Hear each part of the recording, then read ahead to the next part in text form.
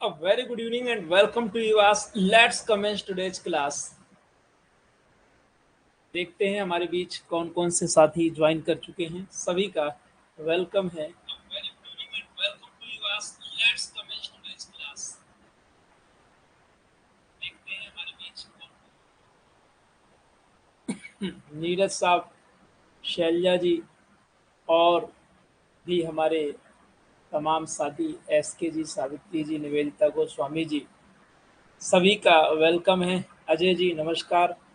तो आइए सीधे चलते हैं क्वेश्चंस की ओर बिना किसी देरी के। और आपके सामने क्वेश्चन स्क्रीन पर। ईडियम एंड फ्रेज का क्वेश्चन है।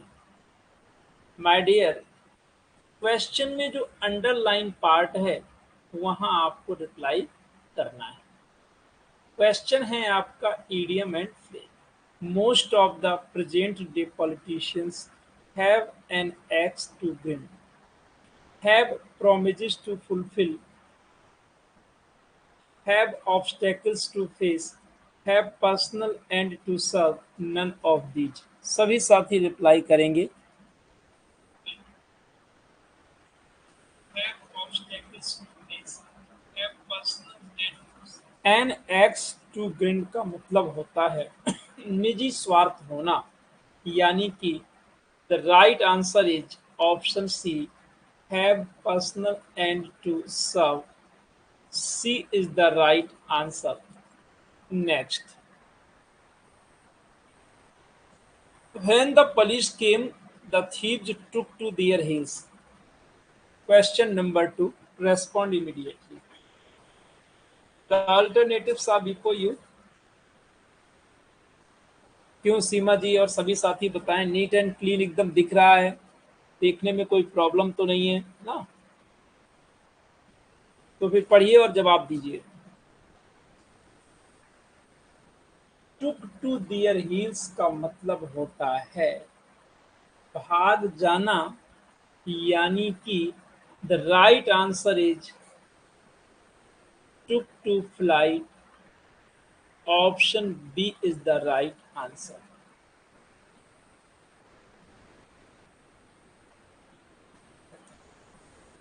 Thank you. The sworn enemies have decided to bury the hatchet, to help each other, to avoid each other, to make peace, to become partners। वैसे तो आप सभी जानते हैं कि बेरी द हैचेट का मतलब होता है दुश्मनी भुलाना। और जब कोई दुश्मनी भुलाएगा तो माहौल कैसा हो जाएगा आप बताइए? शांतिपूर्ण हो जाएगा कि नहीं? The right answer is C, to make peace. और यहाँ पर हमारे सभी साथी बहुत अच्छा जवाब दे रहे हैं, सी के साथ जा रहे हैं। एब्सोल्युटली राइट जी, well done. Next, he is a strange fellow, it is very difficult to deal with him, it seems that he has a bee in his bonnet। हमारा एफर्ट ये है कि क्वेश्चंस गलत ना होने पाए, चाहे जैसे आप तैयार करो, कितने भी अटेम्प्ट करिए, लेकिन क्वेश्चन सही होना चाहिए। A bee in his bonnet। Question number 4।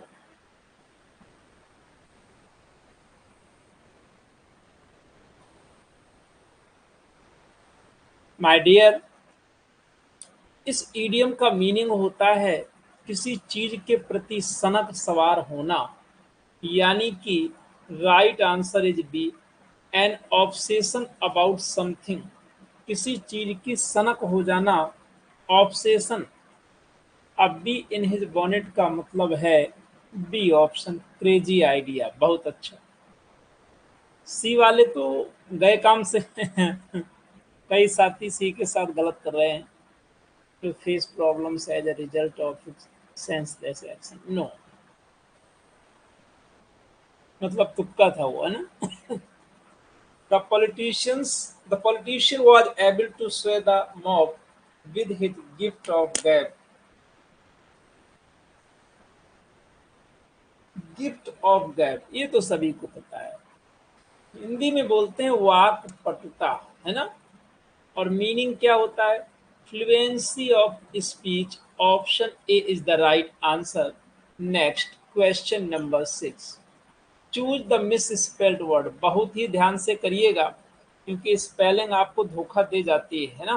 करिए, अटेम्प्ट करें सभी साथी।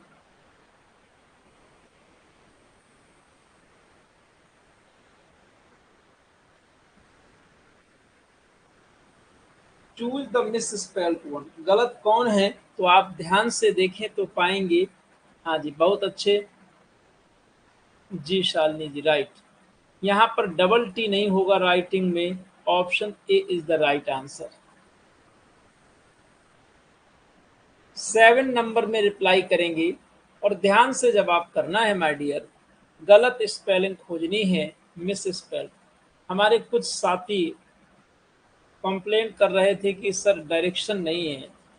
देखो, स्पेलिंग के प्रत्येक क्वेश्चन में डायरेक्शन भले ना हो, लेकिन स्टार्टिंग में एक डायरेक्शन आता है, वहां पर दिया था, है ना, मैंने चेक कर लिया। तो राइट आंसर क्या होगा? बफूनरी, यानी कि आपका ऑप्शन क्या बनेगा? सी। बफूनरी जो होता है यहाँ पर एफ सिंगल नहीं, एफ डबल होता है, ऑप्शन सी। वेल डन, शाबाश, बहुत अच्छा जवाब। ऑक्यूपेशन, अकर, ऑकुलर, ऑक्यूलेट, बहुत ही। अब देखो, जगह जगह डबल सी दिख रहा है ना, तो इसका मतलब ये है कि कहीं ना कहीं डबल सी वाले में गड़बड़ होगा। तो आप ध्यान से देखना माय डियर, ऑकुलर में सिंगल सी होती है, option C is the right answer. And tell me the meaning of ocular. Meaning बताएंगे सभी साथी, तेजी से बताओ। चलिए भाई, जवाब करेंगे। बहुत ही बेहतरीन क्वेश्चन है ये। अगर ये सही हुआ मतलब स्पेलिंग ठीक ठाक है। न्यूमिस्मैटिक्स, न्यूसेंस, न्यूक्लियस या न्यूमेरस, दिमाग लगा के जवाब करना है। और माय डियर, आप पाएंगे कि यहाँ पर स्पेलिंग में एक तो गड़बड़ है, और कौन सा गलत है पकड़िए, तो nuisance. The right answer is B. यहाँ पर स्पेलिंग में एस ए होता है, एस ई नहीं। वेल डन, शाबाश। लीजिए, लॉडेबल, ऑनरेबल, लवेबल या ऑनरेडी। Question number 10। जी, प्रभाशंकर दीक्षित जी, स्वाति जी, मंजू जी, वेल डन। यहाँ पर माय डियर बताएंगे, ऑनरेबल की स्पेलिंग सॉरी, ऑनरेरी की स्पेलिंग गलत है, यहाँ पर यू नहीं होता है, और आपका डी आंसर राइट। आज आपके जवाब काफी अच्छे आ रहे हैं, शिवांगी जी, अजय जी, सभी साथी। और यहाँ पर अब हम लोग चलेंगे नेक्स्ट सेगमेंट की ओर, है ना। चलिए बताएंगे,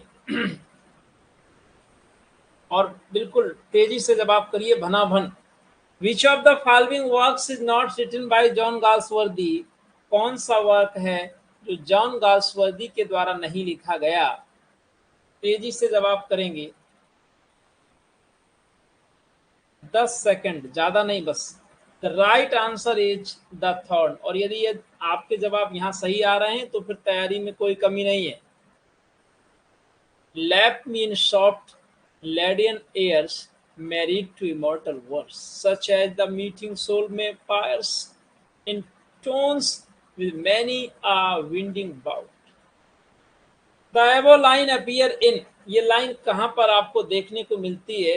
क्वेश्चन नंबर 12 में चारों ऑप्शंस आपको दिखाए जाएं, है ना। अब बताएंगे।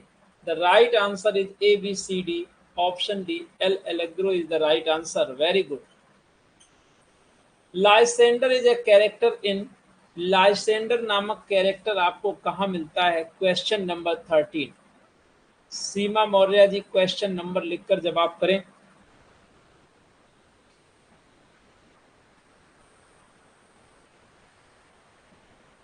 माय डियर, 13 में आपका राइट आंसर क्या होगा? अब मिड समर नाइट्स ड्रीम। अब इसके बहाने आप एक बार करें क्या, तो मिड समर नाइट्स ड्रीम की समरी पढ़ लें। देखो, वंस इन अ वीक एक प्ले की समरी कैरेक्टर्स जरूर पढ़ लिया करो, राइट। अगर मेंटेन रखना है तो। Which figure of speech do we see in the following expression 10,000 saw I at a glance? यहाँ पर आपको बताना है figure of speech.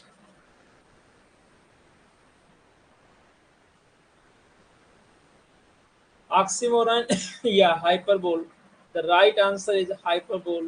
Option B, right. Which of the following is not true? The term novel refers to, कह रहा है कि novel के संदर्भ में कौन सा कथन गलत है। प्रोज फिक्शन होता है, a prose narrative having characters and a plot, a treatise on current social problem, a literary form that is derived from Italian novella। जवाब करिए भाई 15 नंबर में। And the right answer is option C, एक लेख, treatise, current social problem पर। ऐसा नहीं जरूरी है ना। ये आपका नॉट ट्रू। ऑप्शन सी वाले राइट है भाई। अरे डी तो एकदम सही है, नोवेला से ही लिया गया है, Italian. No no no, D नहीं होगा। अ 7 line iambic pentameter stanza rhyming ABABBCC is called, क्या कहते हैं 7 लाइन iambic pentameter स्टेंजा को? 16 नंबर। वेरी गुड शाबाश, वेल डन। यहाँ पर राइम रॉयल जितने भी साथी सी के साथ जा रहे हैं, superb answer. Next question number 17। Which of the following works is not written by John Milton? तो जॉन मिल्टन के द्वारा कौन सा नहीं लिखा गया? तो एलिमिनेशन मेथड लगा दीजिए, वंदना जी, मन्नू जी, सभी लोग, है ना। क्या करेंगे? अल्मा और the progress of the mind. Option D, Nivedita ji, right, शाबाश। नीरज जी बहुत अच्छा, एंड मुकेश जी, हाँ जी, सभी लोग बिल्कुल लाइव जुड़ने की कोशिश करें। Wordsworth the Borderers comes under the category of prose tragedy, epic, verse tragedy या ओड? और माय डियर, आपको याद हो तो ये क्वेश्चन आ चुका है आपके टीजीटी एग्जाम में, है ना। The right answer is verse tragedy, option C. Which of the following authors has written the lines? Twit to a married note while Greasy John doth keel the pot। 19 number में ये बात एकदम सच है कि ये विलियम शेक्सपियर ने लिखा है, लेकिन आप ये बताइए कमेंट करके कि कहां पर लिखा हुआ है। Next, which of the following poems is not written by John Galsworthy? कौन सी वो पोएम है, यानी कि गाल्सवर्दी ने पोएम भी लिखा है, यही हुआ ना मतलब। तेजी से जवाब करें।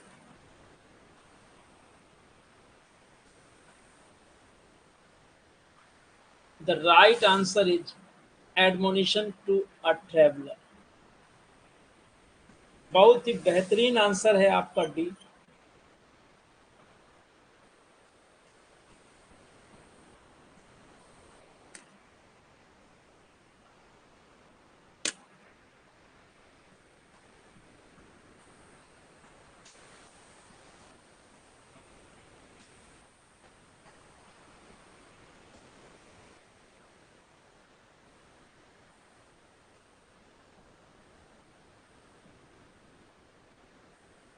Choose one word from the option which describe the phrase most accurately। The art of making firework, क्या कहते हैं जी? जल्दी से जवाब करिए 21। Pyrotechnics is the right answer, option A, absolutely right। Mark the part with the error, read the four options as the part of given sentence। चारों part पढ़ते हैं और बताइए कि गलत कहाँ है। One must grab advantage of opportunities to talk with native speakers if you want to improve one's English. तो आपने अच्छे से पढ़ा है कि वन के साथ वंस लगाते हैं, यानी कि ऑप्शन सी बनेगा। और यहाँ पर जो यू लिखा हुआ है इसके प्लेस में क्या हो जाएगा, वन हो जाएगा।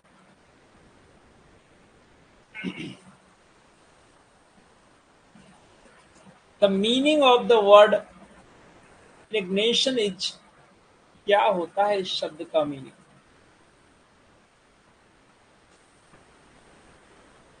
इसका मतलब होता है गुस्सा, एंगर विथ सरप्राइज, नाराजगी, ऑप्शन डी इग्निशन।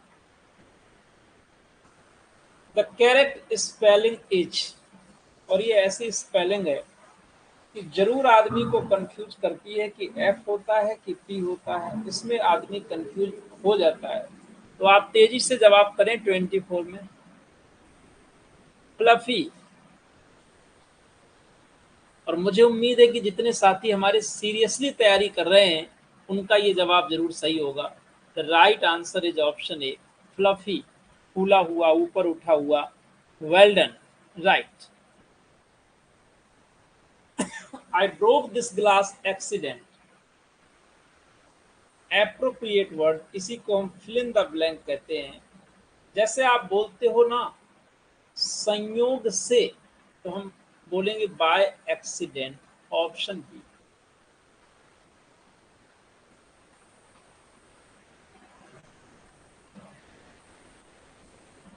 कितने लोग बी के साथ जा रहे हैं? कुछ नेटवर्क इशू आ रहा है क्या?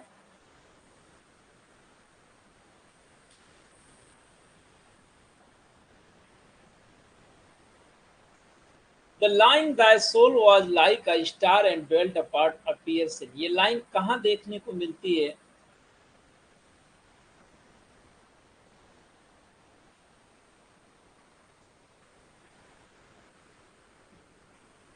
लंदन 1802। अच्छा, कमेंट करके बताएं फटाफट कि इसका अदर टाइटल क्या है। हम्म, टू मिल्टन, जल्दी से। What is the correct meaning of the word opposite? एक शब्द है अपोजिट, इसका मीनिंग आपको बताना है। कॉन्ट्रेरी, डिफरेंट, राइट या सुटेबल? बहुत ही नजदीकी मामला आ गया है ऑप्शंस में।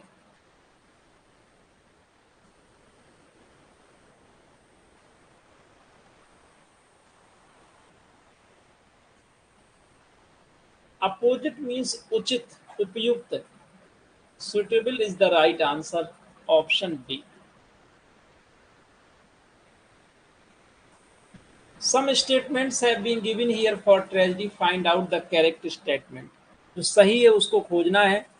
तो नीचे यहाँ पर आपके ऑप्शंस भी दिए गए हैं कि कौन कौन सही है, ऊपर टिक कर लीजिए। It is presented of, it is presentation of serious actions leading to a joyous conclusion for tragic hero. The tragic hero will evoke both our pity and terror. The Hamartia becomes the region of his demise. The anagnosis in tragedy is reversal in the fortune from happiness to disaster. तो चलिए यहाँ पर ध्यान देंगे, correct statement चुनना है। तो पहली बात तो यहाँ पर नंबर वन जिसमें है वो नहीं हो सकता है, और टू सही है और थ्री भी। तो राइट आंसर हो जाएगा two and three, option C. Very good. Which of the following plays is not written by John Galsworthy? तो जस्टिस लिखा गया, सिल्वर बॉक्स भी, द एप्पल कार्ट स्ट्राइफ।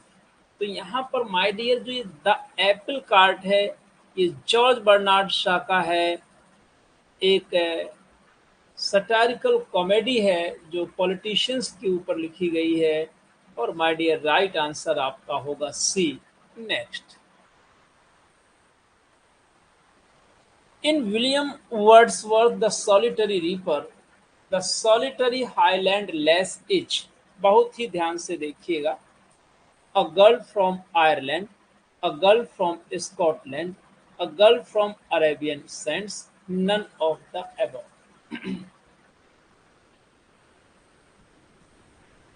तो यहाँ पर माय डियर राइट आंसर है a girl from Scotland. Option B is the right answer.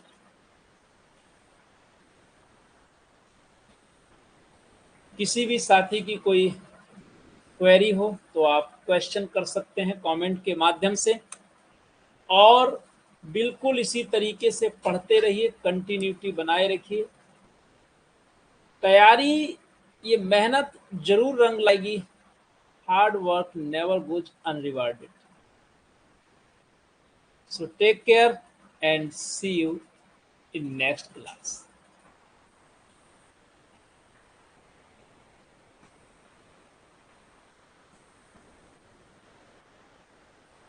Good night.